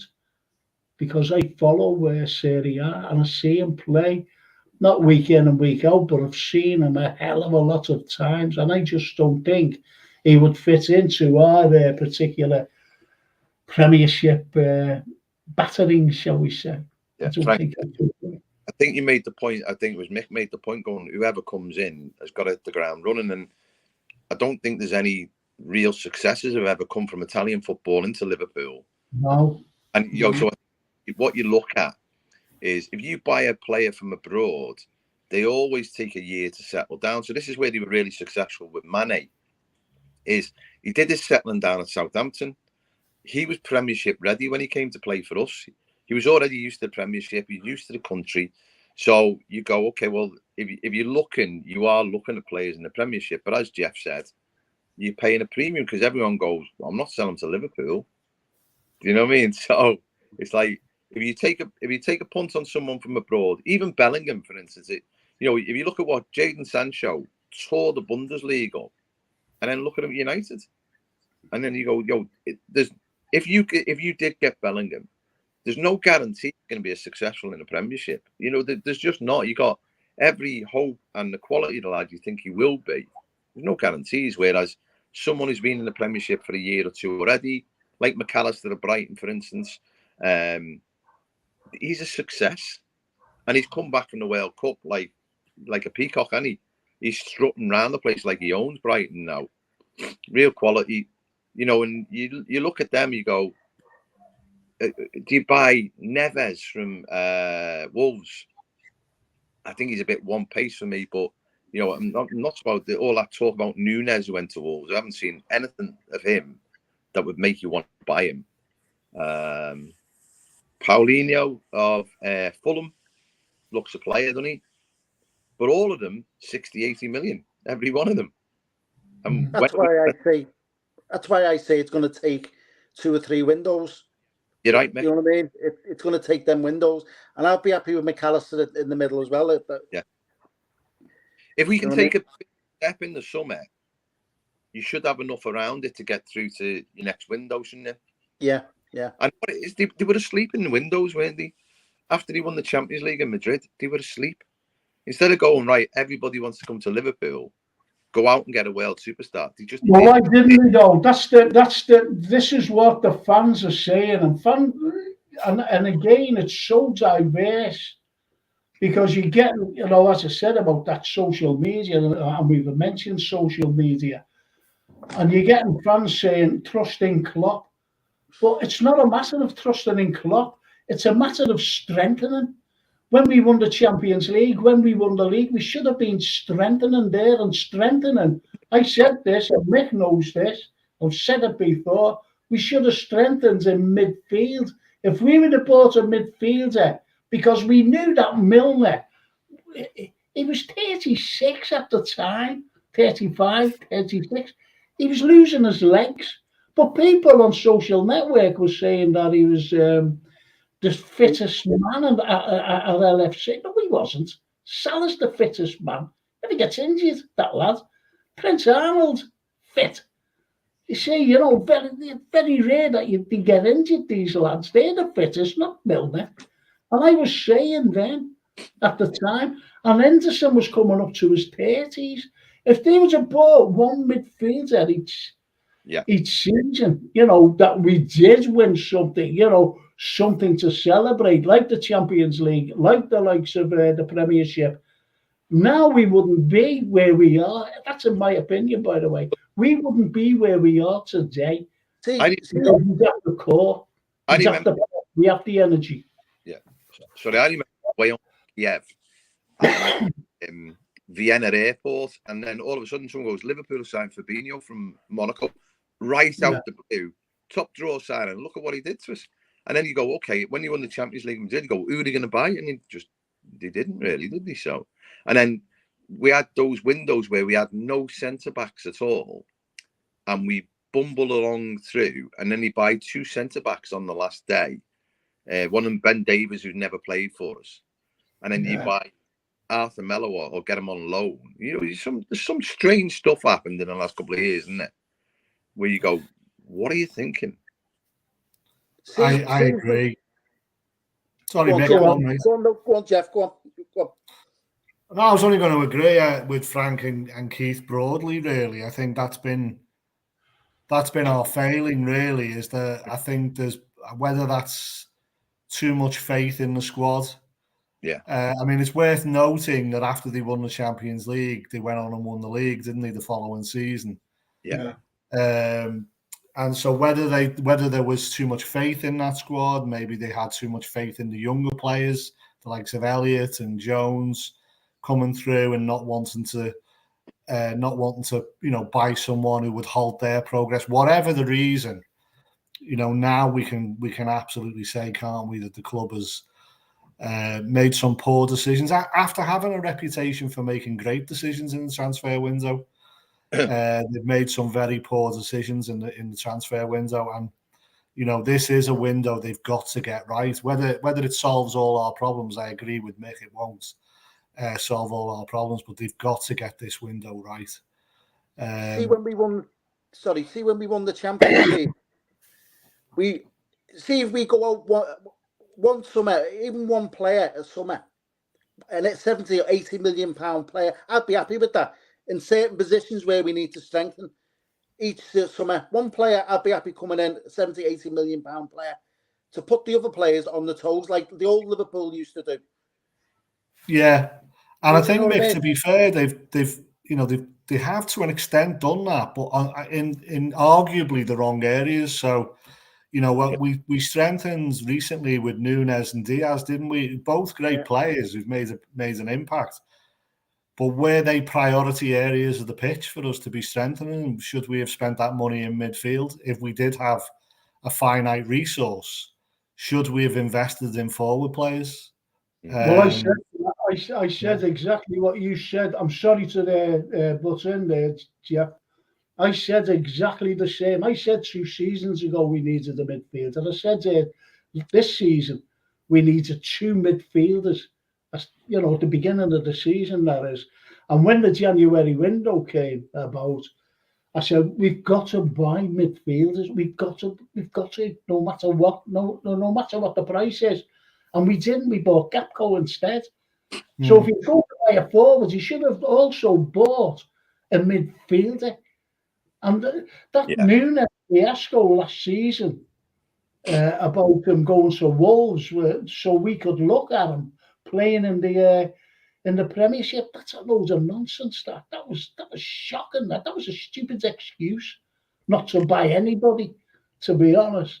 And they can't pull the wool over can't pull the wool over my eyes. I'm not saying about you lads, but then again, this old boy Fran, he says 2 midfielders with energy and pace, and centre back the same as required. The rest will then fit into place. And Stephen Snape says I'm not a fan of Mason Mount. However, if a player from Chelsea with a point to prove plays for Klopp, who's to say he couldn't silence his distractors? Personally, I'd look at Casido at Brighton. What do you think of that Casido and Mount, boys? Anyone? Mount, I'd go for Mount. Because like you said, he's got a point to prove. Chelsea are in a mess at the moment. They're another team in the mess. So I think it'd welcome a move away, Mount. I don't have a problem with Mount. I don't know how you pronounce it, Caicedo or Caicedo. You know, you look at the way Brighton have played. I know they've had a bit of a dip after the FA Cup. The way Brighton have played this season's been immense, and I think he's been an integral part of that, hasn't he, in that midfield? And he's just signed a new contract, which is very handy for Brighton because there'll be a few teams looking at him. So he's going to command a huge fee. But I would take him. I'd be very happy with him if we got him in. Yeah. So what about McAllister again from Brighton? McAllister, fancy getting those two. Do you remember the Southampton? I'm not saying fiasco scenario where we were bringing everyone from Southampton, and someone says the ground's coming up and it's going over to Goodison. We're selling it to Goodison. It was not happening. I mean, would Brighton sell two of their best players to Liverpool? I don't know. Yeah. Who who played for Brighton, who we were looking at, and everyone was amazing, went to Tottenham. I can't even remember his name now. That's the impact he proved. It says it all. He was amazing first season at Brighton. Got arrested for a supposed sexual assault, and it was hanging over him. But they moved him to Tottenham in the summer for 25 million. I'll have to look at the Tottenham squad list because it's doing my head in now because you just go. Oh, Liverpool scout saying, "Doing me head in." That good, even on the bench. Yeah, he's not on the bench even for them tonight, so I don't know where he is. He'll come to me in a minute. So you know. I'm doing this with Google while you're talking. Lee Brazy says, plus we said on the last live, we need a midfielder who can bang in 10 goals a season. Since Klopp came, we have had no midfielders, no midfield players getting more than 5 goals a season. I don't think you can blame Klopp for that because we had the likes of Mane and Bobby and, Mo as well to bang in the goals and, you know, them to feed them. But he's right. Since Coutinho went, I think it was the first time a midfielder to score from outside the box, and that was last night with Gakpo. So, you know, he's right. By the way, it was Bissouma, Yves Bissouma. He was him in his first season at Brighton. Then they sold him for 25 million. So you just go, you know, it's like. I really like Caicedo. I think he's a fabulous player. I thought he had a great game at the weekend against United. McAllister come back a different player from the World Cup, as a World Cup should do. And you know, there's so many names around, but they might just go left field and surprise us all. Do you know what I mean? And get no one. That wouldn't surprise us, though, Keith. Well, it wouldn't surprise us. It would not surprise us. Sell yachts now. I see what got me as well last season. This season was the selling of little Minamino. Yeah. And he used to score, didn't he? You know, he did score. And letting Origi go on a free. That surprised me, that for some reason. But we've got forwards. We don't need any forwards. Yeah, you've got some people saying that we do need a forward because Bobby's going. But I think we've got enough forwards there if we don't get injured, that is. What would you say if he made a little cheeky bid for Son in the summer? He's too old. He doesn't go with the. He doesn't fit the profile because of his age. I think he's gone as well. He looks gone really. Yeah, because he hasn't been the same, has he? Oh, he was an amazing player, but time to get in would have been last season or the season Yeah. before, wouldn't it? Yeah. Marios Monzos. Hello, everybody. What a dream team, says Mario. All right, Mario. He'll be on with us next Tuesday. Next Tuesday, Mario. And George Scott. He's great, George. So is Marios. All the girls all fancy Marios. When is he coming back on, Frank? So he's not much for us, does it, boys? Boys, I'm unfortunately going to have to dip out. I've really enjoyed it, though, but I've got to go and pick my missus up from the boat. She'd be like going like that at 9:40, and she'd be like that. Won't be in a good mood. I'm not there on time. It's not like Darren. He had to go and pick the kids up. And he just came on before and said they can walk home next time. Brilliant. No, listen, you'll come on again, won't you, Keith? Mate, yeah. When my next book's out, which should be very soon, if Jeff didn't rip it to bits. No, it's got too many words, hasn't it, Jeff? So. And hey, listen, every book I've ever written was 10,000 words over before it got submitted. Yeah, but mine's 40,000 words over. I wasn't going to say that, like. All right, boys. Lovely to speak. Thanks very much for inviting me. Nice to meet you, mate. So nice before to meet you you. go, yeah. Before you go, can you give us the? Have you got a title for the new book coming out? Yeah, it's there's something the cop wants you to know. Little tip of the. Oh yeah, that's a good title. That's a fantastic title. Yeah. It's got to be. Brilliant. Yeah. You know, I'd love you to come on again. I really would. Just, you know, if you ever want to, anytime, just say, listen, you know, get a message to me and you'll be on. Okay? I will. Take care, guys. Enjoy the rest. Take care. All right. See you later. Thank you. Thank you so much. Thank you. What a fella he is. Yeah, nice fella. Oh, he's a cracking fella, Keith. Yeah. Yeah, absolutely. Brilliant. He's been brilliant tonight. And, you know, that new book coming out, of there's something I want you to know. Well, I've had a sneak peek. Yeah. I'm privileged, and yeah, it's going to be a cracker, definitely. There's a book coming out by, I don't know, you might know this fella actually. He's, I'll just show you it.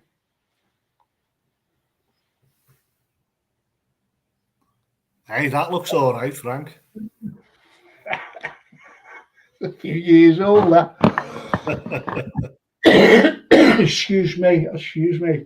But anyway, that Marios, though, he's a lovely fella as well, isn't he? And as I said, he'll be on.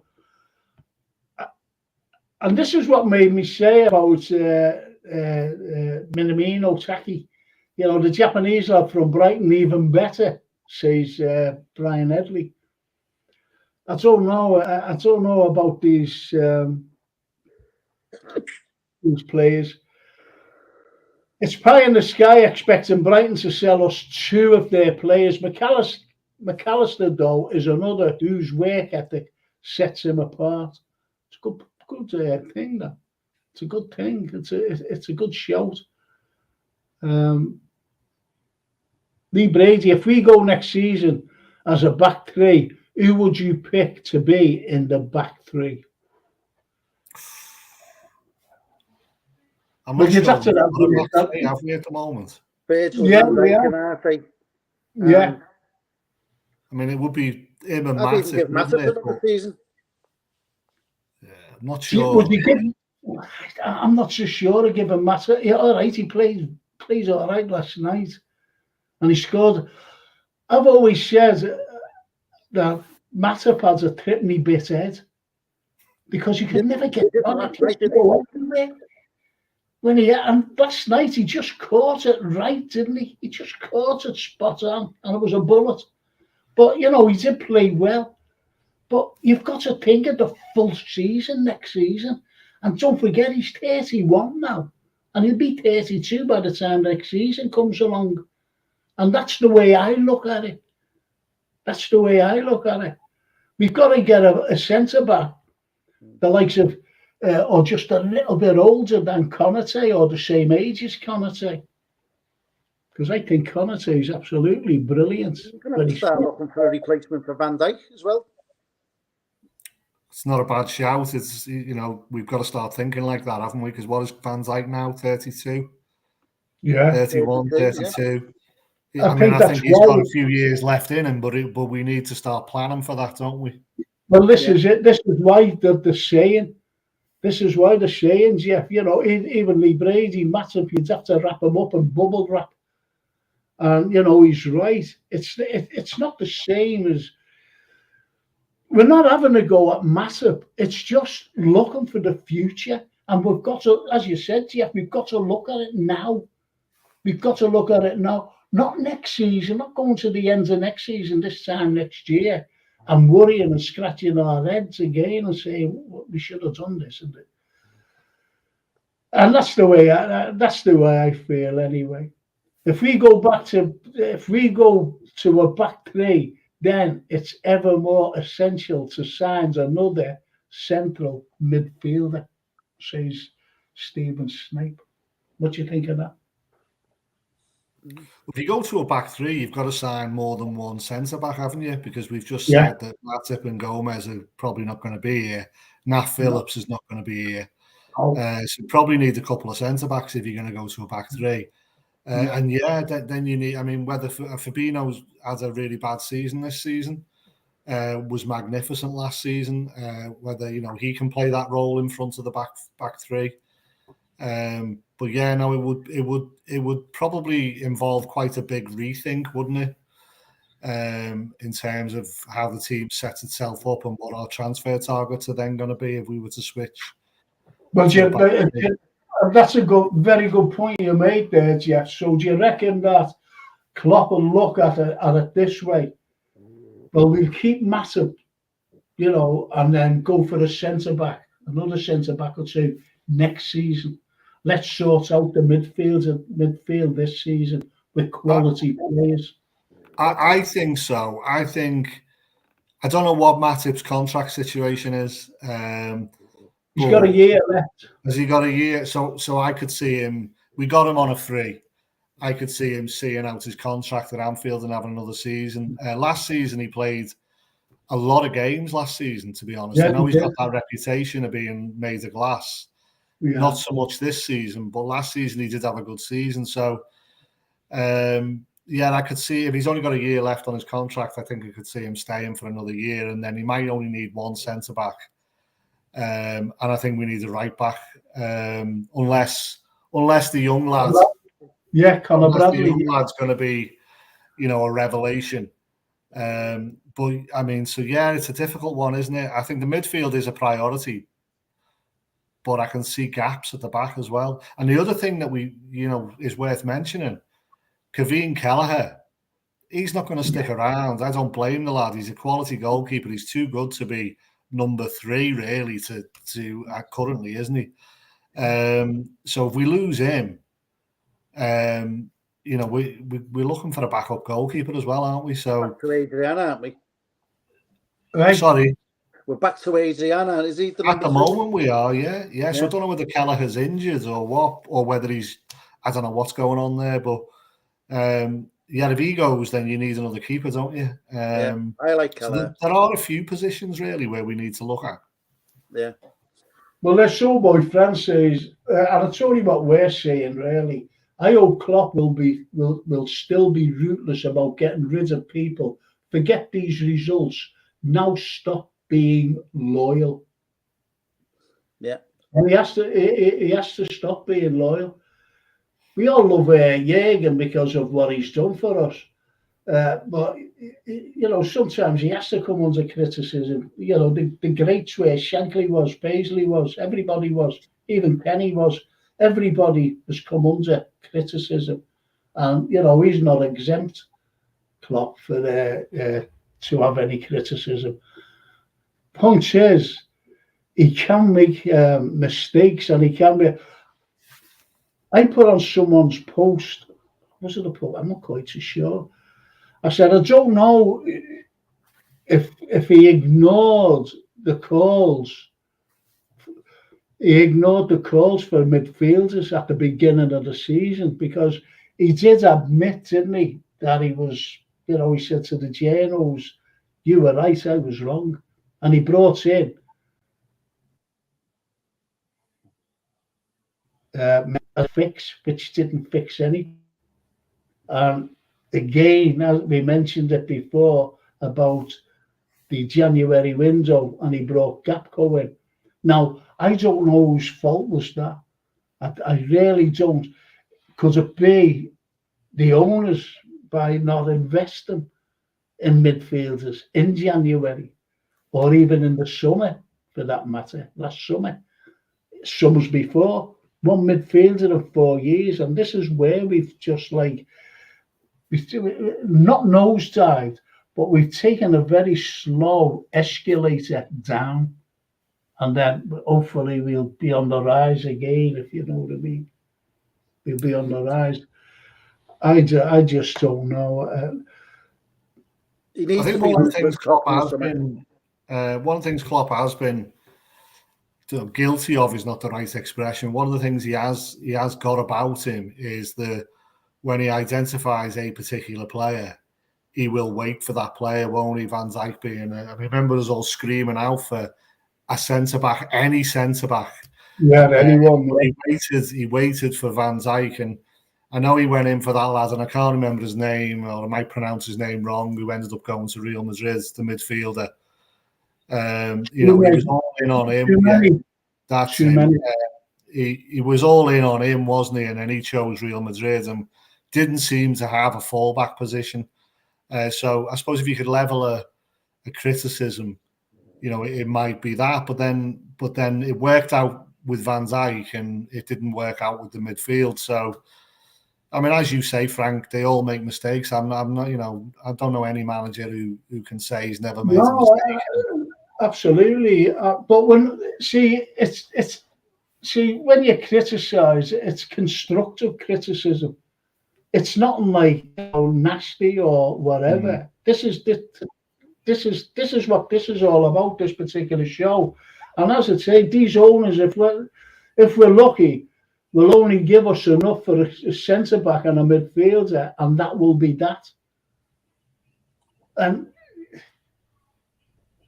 there's no arguments with that case, because it's what you said, Jeff, before, and Keith as well. It's what we get at the end of it. It's what we get. It's the budget, and the budget is, I don't know. See that thing I put on the messenger about I don't know how true it was, Frank, but I'm saying, what's the problem with the team? Oh, John Henry.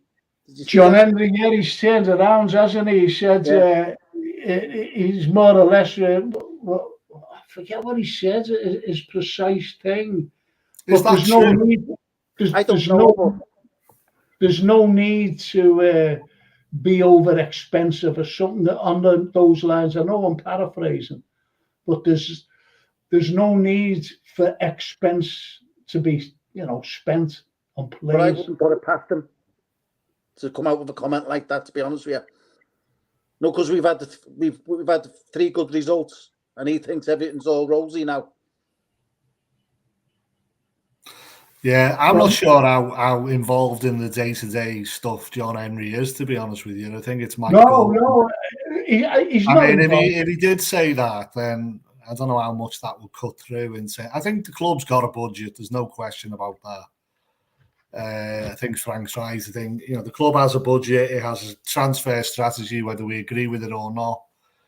And it's proven that it's prepared to stick to that, despite criticism. I do think fans are right to see this window, though, as a pivotal one. And there will be, rightly or wrongly, they will be heavily judged on what they do in this transfer window, because we definitely need investment this summer, big investments this summer. My brother come out with a comment. He said, each window we miss out buying a player, makes the next one even harder. And it's proving the point where like if they'd have gone out and bought one player each window, we're looking at this window trying to get 3 players in if you're lucky. When Well, that's it's what you said. years. It's what you said, Jeff, as well.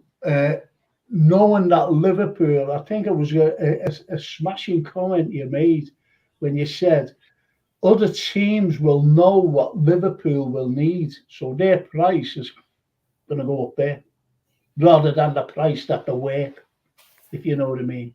I think that was a great comment, and that's the problem we have.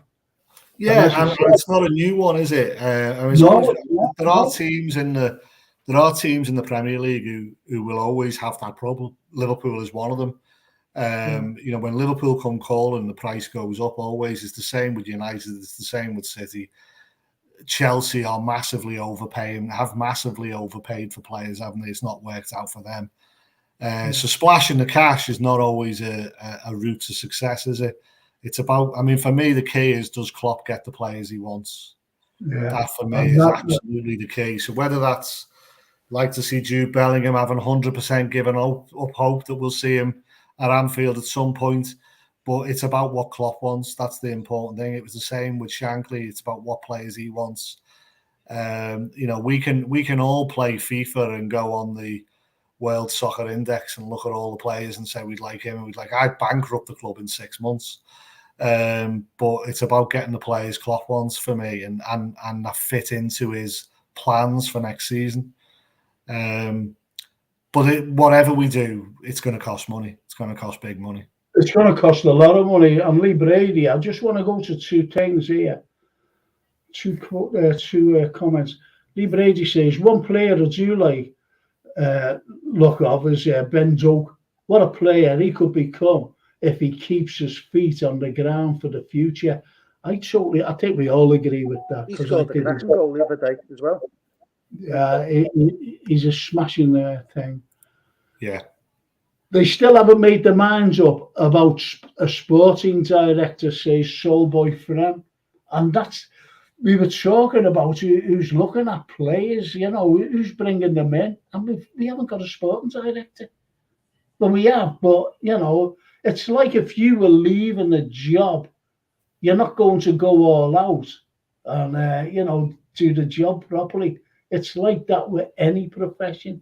You just bide your time until the end comes. He's only got a few weeks left, hasn't he, till the end of this season, and he's away, so he's not going to go all out. And I think there's a problem there, and there's been a problem all season since Michael Edwards left.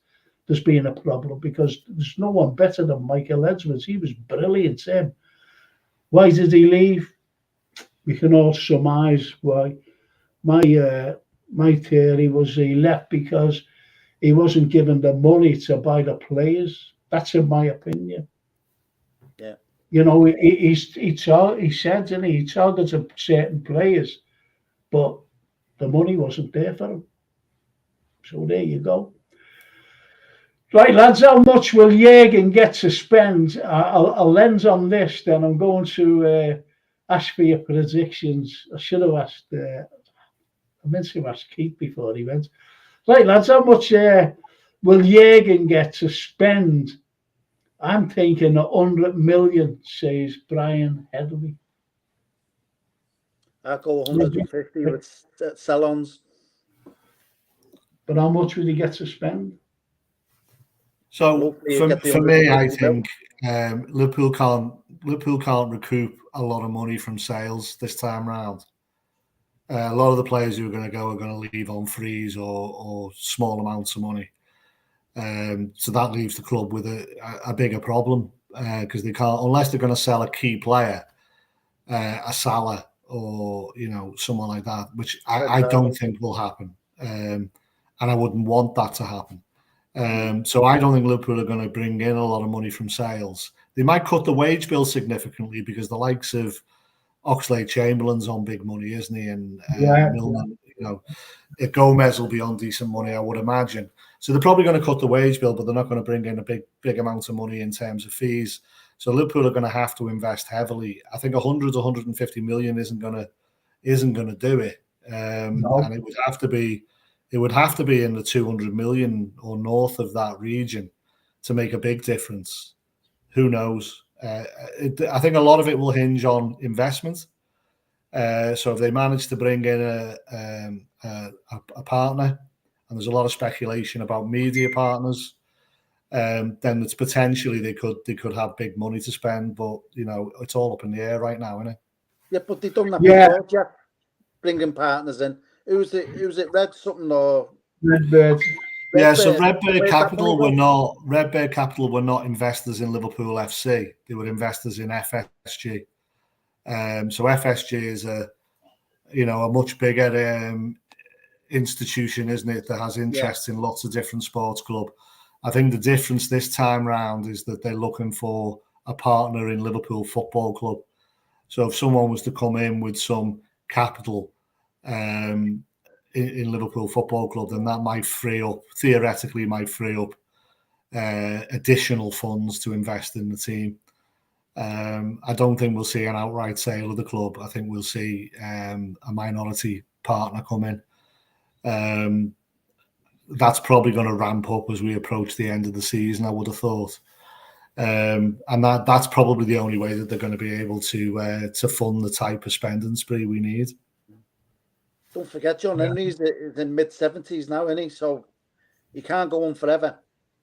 So no, that is true. Investors, it might be a future owner. They might, look at that. Yeah, and I think they've actually said that, to be fair. I think they've said that they're open to the idea of someone coming in as a minority investor, but then gradually over time increasing their stake in the club until they take over the club. And that obviously would give FSG the chance to grow the club's value and then sell at a higher price later on. So, yeah, who knows? But I think 100 million, 150 million wouldn't do what we need. No, it wouldn't. It wouldn't. And what Stephen says, 120 million, that won't go near. That wouldn't even buy Jude Bellingham. Do you think Jude Bellingham is dead? It's a dead fish now. It's dead in the water. What do you think? Well, certainly someone is briefing the media that's the case, aren't they? That's been heavily briefed. It's clear, and sometimes the obvious thing is true. The thing that I don't know. I'm not yet ready to give up on it. In all honesty, whether or not he's going to stay another season and come. Sorry, is he staying at Dortmund for another year? So yeah, that's what I've heard. I don't know anything, but that's what I've heard is that potentially he stays at Dortmund another year and Liverpool can get him cheaper, or I suppose if you looked at it from a pure economical point of view, if you need two world-class midfielders and you're going to buy a Bellingham, then that doesn't leave you much change to buy someone else, does it? So it's whether the club's thinking we can get Jude young, we can get him later, or whether it's just, the obvious is the truth and the club have pulled out. Who knows at this point? The romantic in me would like to think we haven't, but they're certainly briefing that. If we do spend 130 million on Bellingham, right? You imagine the shirt sales, the money come back off the shirt sales alone, the name going on the back of the shirts, the worldwide fans, the millions of fans worldwide, they'd get the money back like that. So, and you got 10 years of Jude Bellingham in the Liverpool side. So, don't you think the owners will think, hold on, we can get our money back this one window and 10 years time, treble or make millions on him? I mean, I suppose that's not a bad shout. The only thing is he at that profile? Is he at the point in his career? Has he got that profile that he would? I don't think he would. To be honest. Everyone's raving about Jude Bellingham. And I think, well, hang on a minute, is he worth this 130 million? I'm waiting for 3 years to get him. I just don't know. I don't know. I just don't know. I think 150 million plus what we get from the likes of Phillips, Reece Williams, maybe Gomez or Mata. If any of them leave, and a wage bill will also be gone with Keita and Knox, probably a few kids Not sure. Maximum maybe 170 to 180. And that's what Lee Brady said. That's a good shout, that actually. That's a very good shout. Keller will go for a big fee as well. Because he's Hey. proved himself. Keller will go for a big fee. Get a decent fee for him, actually. Yeah, you could get a decent fee for him. And as he says, you might be right, Mike, with 3 windows to get the players we need. Bellingham might be the next summer for cheaper. If we get McAllister this summer and Mount, and then get him next summer, you've got your 3 midfielders there. But anyway, lads, prediction time. I'm going to you, Mick, first. And don't be shy. 3-1. 3-1 win. 3-1. But at Anfield, remember? Yeah, 3-1. What do you think? I think we'll concede as well, but I think we'll win. I don't think 3-1's a bad shout. I'll go with that. Okay, it's me now, isn't it? I think we're on a roll. I really do. I really think we're on a roll. And I think it's going to gather pace till the end of the season. And I think we'll win 4-1. I think we win 4-1. And we mightn't even concede. I look at the Forest game, and those goals scored, Jeff, against us, they were so fluky. Deflection, the second one was absolutely ridiculous because I think it's a